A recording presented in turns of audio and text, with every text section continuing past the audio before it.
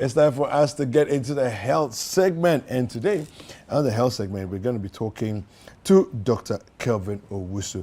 Of course, after the whole excitement on Black Stars and everything else, we need to get into some other kind of conversations to calm our hearts down, isn't it? Well, let's get into it right now. Dr. Kelvin is here, and the conversation is on a subject, a very interesting subject of douching. Douching, yeah. When we were kids, there was this. We used to call people if you mess up, so you be douchebag. Oh yeah. Dr. Kelvin, what's douching about? Well, douching basically refers to soaking or washing, right? Yeah. Okay. But in this regard, we're talking about people washing out their vaginas. Okay. For various reasons. Okay. Only known to them. Only known to Yes, them. yes. Why shouldn't they wash? No, please. You can't. Okay. So Dr. I'm just Kelvin. answering the question you asked. Yes, no, you've answered that. Okay, so for a woman, Yes. in terms of hygiene, how do I keep my down under? Okay, so let's first of all understand what the vagina is. Yes. So what you see on the outside is called the vulva. Yes. The vagina is inside the canal. Yeah. You know, where things go in and the baby comes out from. That's the vagina. Now, the vulva, you can do whatever you want to do with it. You can pierce it, you can wash it, you can sunbathe it. It's skin. You can do whatever you want to do with it. But nothing should go in the vagina except that for which it was made for. No water, no chemical, no nothing. You know, so that's the rule. The vagina takes care of itself. You know, because there's a delicate balance of good bacteria and bad bacteria, and they are all resident in the vagina. And they are there for the sole reason of making sure that the environment in that vagina is conducive to prevent infection from actually establishing itself and, you know, taking over the place. Now, if you put anything that is not supposed to be there into that space, you disrupt that balance and make the place conducive for infection to flourish. Now, it's always confusing because I did mention that there are bad bacteria resident in the vagina. So now, what's the difference between that and an infection? You see, infection basically is when a bacteria that's not supposed to be there, or a bacteria that was well controlled, goes out of control. You know, so I've seen so many women come to me with vaginal discharge, you know, and you dig deep, and the only thing they are doing wrong is douching. They are putting things in there that should not be there, so they are upsetting that balance. The vagina needs a certain pH to stay healthy. pH is an acid-base measure, you know, so acid-base, you remember pH, water is supposed to be at 7, you know, this is high school, primary school things, you know, so once you upset that balance, the pH changes, and that is not good, you know, so you can actually begin to develop recurrent infections as a result of this singular act that you are doing. And indeed, it's very common. I mean, it's very, very common. We don't keep so much stats in Ghana, but in the US, at least one in 5 women actually does douching. And there's no medical literature. When I say literature, I'm not talking about somebody writing their status on the Facebook, and I'm talking about medical literature that supports douching. Really? Yes. Because, I mean, it's so clear how wrong douching is and the effect it has on a woman. In fact, to a large extent, even infertility can result from douching. You can develop recurrent, I mentioned infections within the vagina, number one, infections even beyond the vagina. You know, I don't know if there are some images, I dropped some images, I hope they are good to be shared. But you see, the vagina is open to the outside. You know, I mean, so anything can really go up there. So the environment needs to have the acidic pH so that it will kill any invading bacteria or any invading germ. You know, because Candida is not bacteria, and Candida is one of the commonest infestations in the vagina. And Candida also is a natural citizen of the vagina. So it's when Candida goes out of control because you are douching or because you are doing things that you're not supposed to do, then you have the candidiasis that we come to know. Now, these same bacteria and fungi can also go beyond the vagina into the uterus, the womb. And then you develop things like PID, pelvic inflammatory diseases. You know, you can have infections in your fallopian tube. The fallopian tube gets blocked, and then you are now at risk of ectopic pregnancy. So, you know, you set out to clean your vagina, and now you have an ectopic pregnancy as a result of your attempt at cleaning your vagina. You have recurrent PIDs, and PIDs can also then cause infertility. So bottom line is, don't go there. The vagina takes care of itself, as I mentioned earlier, because mechanisms are in place to clean out the place by itself without any intervention. Use water? I mean, that's what I'm saying. So ideally, nothing should go there except that for which it was made for. But if you really, you see, because culturally, a lot of us growing up, I mean, our ladies have been taught to clean themselves. So during your period, you are putting things, you know, you need to be careful because during your period, that's the only time the womb is open. Okay. So I mentioned earlier, the vagina is always open to the atmosphere, but the womb is always closed. But during your period, it's open.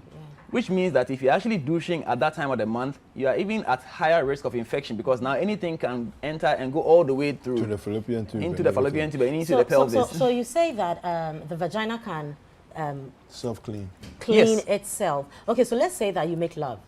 Okay, how do you clean yourself afterwards? You leave it? Well, yes.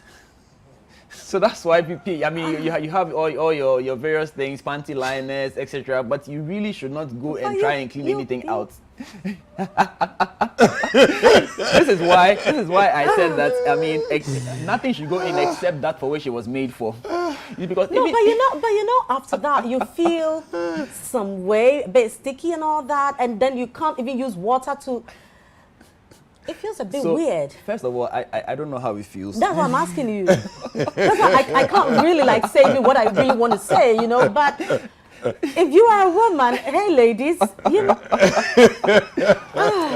So yes, I mean, I get where you're coming from. You're talking typically like a doctor. I'm talking like a woman. No, know? but we see. I mean, this is what we know for a fact. Yeah. When you in your attempts to clean yourself, you end up causing more harm. So you should not. It's all in the it's a mindset thing. Like I said, it's a socialization thing. Many of our ladies are doing this not even because of their own personal feelings. It's because that's what they've been told. So as you keep hearing this over and over again, you begin to condition yourself. So that even if that feeling is not even real, because of the socialization. Doctor, this is real, man. No, it's not. It's not, because I mean, like I said, how thorough do you think you can really clean yourself after you have made love? Do you know there are hidden pouches in the vagina where semen actually goes to hide? So you might think you have cleaned yourself, but after how many hours? So it's really a mental thing. Out. It's so like just the feeling that I've washed. Then I feel good. But indeed, but there are places inside that will not be washed. And like I said, I haven't felt it before, but I know that after even hours later, you still feel things coming out. So then, did you really wash? You see what I'm saying? So you are just complicating things. So now, remember that semen is meant to be there. You see, so semen will not actually disrupt anything. The body will take care of it eventually. But the water that you are going to use to clean up the place, now, do we know where the water is coming from? Do we know what's in the water?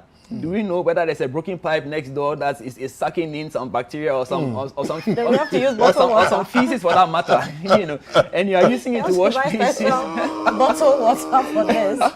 You see, yeah. So to be on the safe side, you should not, because like I keep saying, the body takes care of itself. The vagina especially is, I mean, it was made specially. But you know, sometimes people would douche. For all kinds of reasons. Sometimes and all of them are wrong. No, so sometimes people feel a bit loose down there, so they feel that you get stabbed out, tell you that, okay, so you make you a bit tighter, you feel good about yourself and all that. So if you have issues like that, do you maybe have to go see a gynae, somebody like that, for proper medication to take care of that? Or no, because these are some of the reasons, and you know that as a woman, these are very, very, very issues of grave concern to us. You know, so how do we handle stuff like that? So I mean, I can understand trying to keep the place clean, like you are douching for hygienic reasons. Yes. That one, at least we can have a conversation about it. But douching to tighten up the space is a big no-no. Again, remember most of these chemicals that are applied in they are chemicals, which means they have side effects. Some of them are actually caustic, and some of them, the so-called tightening effect they are giving you is actually as a result of scarring of the vagina, scarring. So literally cutting into the vagina, and the healing. When you have a sore on your hand and it heals, you can tell there's constriction. It pulls the skin. So some of these douching agents that are meant for tightening actually causing scarring in the vagina. So yes, you achieve your tightness, but then there's a cost to it. I've actually come across a woman, and I shared this I think a couple of weeks ago on my socials, who cannot have sex with a a full-size man because the place is now she has overachieved the target. I mean, I wish she was in government so that we can actually achieve some targets. She has overachieved the targets. Now the place is literally, you know, smaller, extra tight, so nothing can enter. Wow. You know, because she kept douching, she kept putting things there, and then the scarring continued, and now yes, it's tight. You know, so the thing is, if you have challenges with it's too loose, there are things you can do. I mean, one of the basic things you can do is a Kegel exercise. You know, basically you are going to pee, hold the pee. Yeah. That muscle that you're using to hold the pee is that muscle that you need to tighten.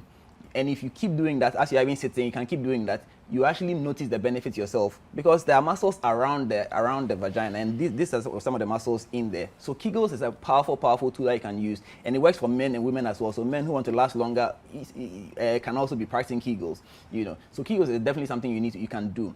If you still think you need further help, the best thing you can do is to seek help from a gynecologist, like you mentioned earlier, so that we can do the appropriate intervention. But just to be douching to tighten, and people are using all sorts of amazing things. I mean, I'm not going to mention names because I don't want people to go and be doing things, but if I tell you some of the things people are putting up there to tighten up the space, herbs and it's funny how, as you're saying it, people are looking for you to drop a name so that they can now go and try. It's crazy, right?